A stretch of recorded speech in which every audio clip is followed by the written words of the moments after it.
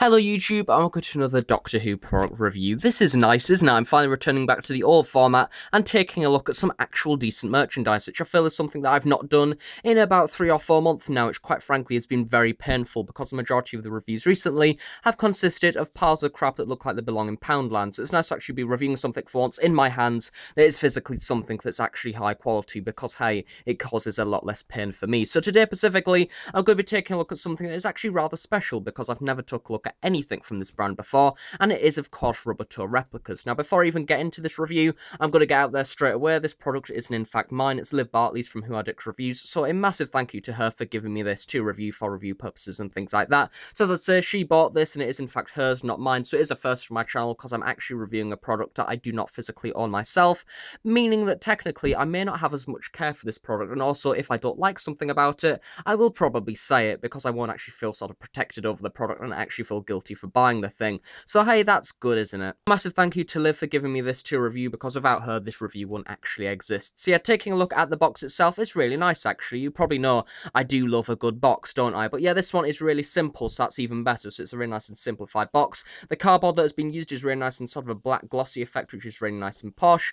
And then at the front of this we get the Doctor Who logo, the DW1 to be more precise, and then we have the BBC logo just below this. It's been really well embossed actually, as you can see, in this silver foil, and it looks very, very pretty. Along the side of the box, we have absolutely nothing except to the side here, where we do have this sort of little catch thing where you can, in fact, take off the lid there. And then at the very back, that's all we have here. We have some Rubbertoe Replica information, including the logo, made in Wales, as these are actually the people that make the props for the show itself. And then at the very bottom, in the small print, we have everybody's favourite, some company information, which is a very interesting read, of course. I'm not lying at all.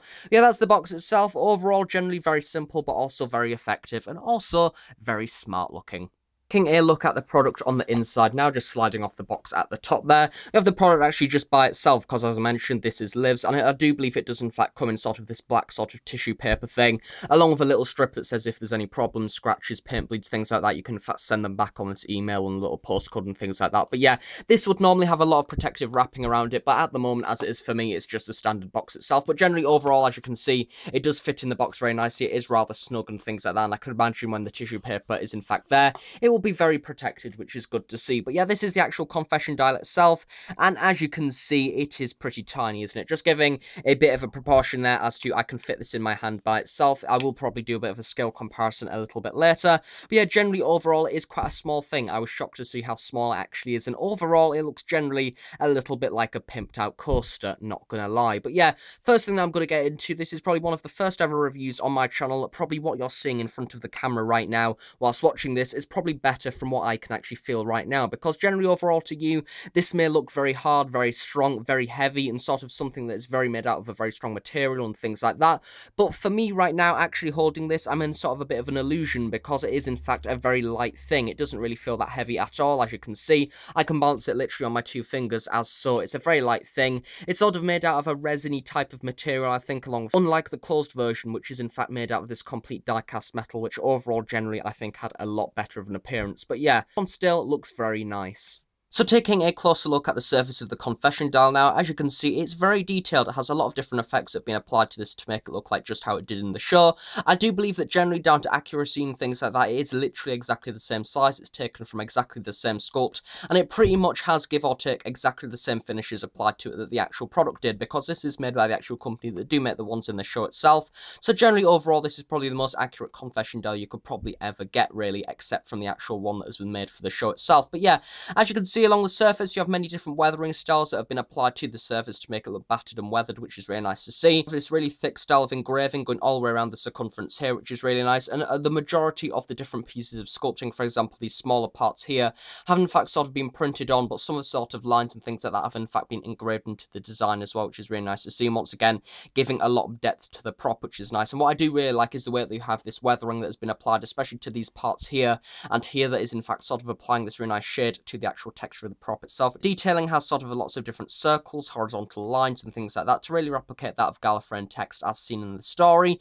Don't have a bloody clue what it says. I don't think anybody does. To me, it's just sort of scribbles really, but overall it looks pretty, which is all that matters, I guess. But as you can see, no paint bleed whatsoever on the design itself from the actual lines and things like that. It's perfect pretty much, to be honest. We have the different circles and things like that there.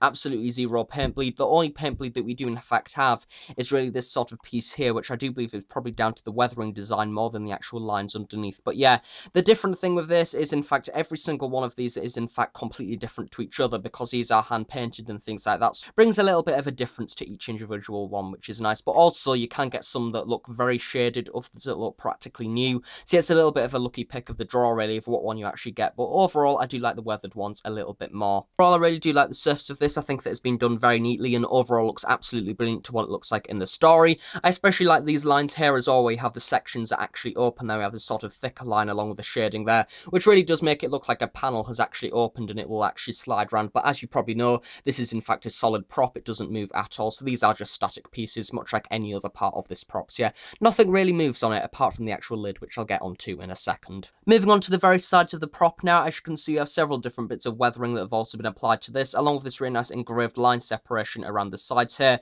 Some of these have actually been more painted than others. As you can see, this one looks a lot darker compared to this one around here.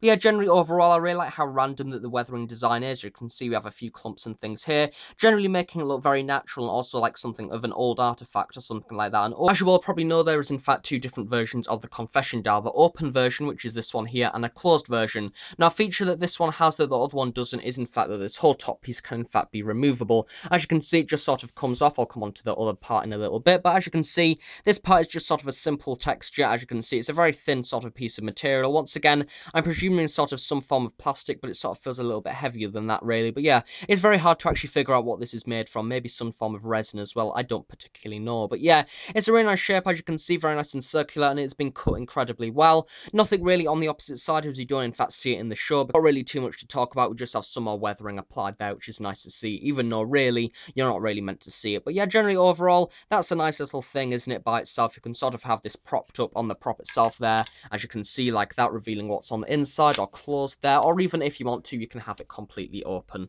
Moving on to the base of the confession dial now, this is in fact very odd because I don't believe we actually seen this in the show at all completely open like this, because when we do in fact see it completely open, it's in fact had a lot of CGI implanted into it, and we have in fact the castle from Heaven Sent and things like that in there, I think. Don't quote me on that though, but yeah, you have it fully open here as you can see, but generally overall it's sort of a very plain style of design because we in fact never see it like this in the story. But generally overall, I really like the way that it's been done. We have this really nice staggered design down here, almost like some form of stairs that gradually come down. But yeah, I really like the way that that's been done, having the several different layers and things like that, along with sort of this line that runs all the way around on the inside, once again replicating this sort of staggered line effect. I like the way that the weathering is in fact sort of in strips there going down to the sides, which I really like, and once again makes it look rather random in parts as well. No doubt this is a part of the prop that will in fact vary between each individual one, and none of them will in fact be exactly the same. So once again, it's a bit of a pick of the draw depending on how naturally weathered it'll look, or how dark it looks, or how new it'll look. So yeah, it just depends. And then of course on the very center of this we have this weird little thing, which is probably one of the biggest things of this product. It's at the very center, and it's all very shiny, isn't it? It looks a little bit like a Galaxy Minstrel or something like that, with some really weird Gallifreyan text on. But as you can see, once again, this is in fact raised above the design there. It sort of raises up, having this really nice round effect on top. Don't quite know what this is. Once again, it sort of just looks like a little thing that sort of comes out of it. But I do really like, though, it's been really nicely painted underneath there, and there's really nice sort of blacky browny gloss effect that's been applied to the bottom. But what I really do like is the way that we have this Gallifreyan text. Now, this isn't in fact just been printed on. This I do believe, from what I can sort of feel, has in fact been engraved onto the design. And then above this we have this really nice sort of ambery goldy effect that's been painted onto this, which has been really nicely done, as you can see, bringing out the text there really well, and once again having a little bit more detail in there, and overall generally looks really nice, and a really nice sort of center point of the props. Yeah, that's a nice little thing that once again is also exclusive to this design as opposed to the closed version. So that's the top of the design. Now taking a look at the bottom, there is absolutely nothing, which is bloody brilliant. That may sound odd, odd. I'll come on to that in a minute. But as you can see, goldy sort of bronze spray paint that's been applied to this. But then, of course, over the top, you have once again the weathering design that's been applied very randomly. Once again, we have this bit of an odd gap there, almost like they've held it and sort of spray painted it on. But once again, very nicely done. Once again, actually looks like a physical piece of material. From afar, it in fact looks like an actual piece of metal. But once you actually pick it up, the sort of the illusion is ruined. But generally, overall, it looks very metally. I do really like that. But yeah, as I was saying about nothing being here, I love the fact that there's no company information. Every single thing that I review, except Big Chiefs normally, have in fact company information on printed somewhere with a sort of a little European sticker on or anything like that, or don't give to a child or whatever, sort of -3 or whatever it's called. But what I love is there's absolutely no copyright on this whatsoever, which is something you would expect because this is a product from the actual show. It's taken from sculpts from the actual show, therefore they shouldn't need to put copyright on it because it's taken from a sculpt that was never done for a mass market product. So that's good. I really like the way they've kept to that, once again, keeping raw to the show itself and keeping raw to the actual product as seen in the show.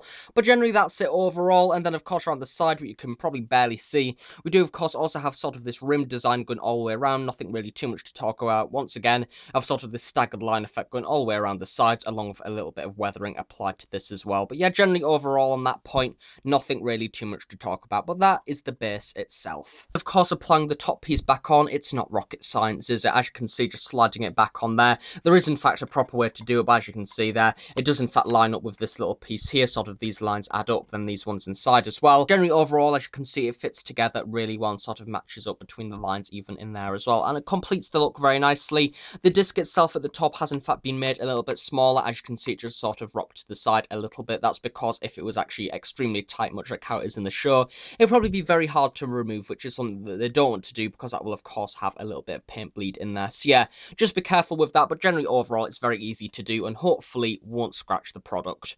Doing a comparison with, first off, we have the 12th Doctor sonic screwdriver. Now, although this is just the kid's toy from Character Options, apparently this has in fact been taken from actual scans from the prop itself, meaning that this must in fact be quite accurate, and I do believe it's the most accurate sonic screwdriver that they've ever done. So yeah, a little bit of a size comparison there compared to the confession dial. It is actually pretty big, but overall fits in really nicely, and you can sort of lay that on top there, looking pretty bloody cool. But yeah, next we have a few other props which I thought would be sort of handy to sort of compare to. You have the Universal Remote 10th Doctor sonic screwdriver.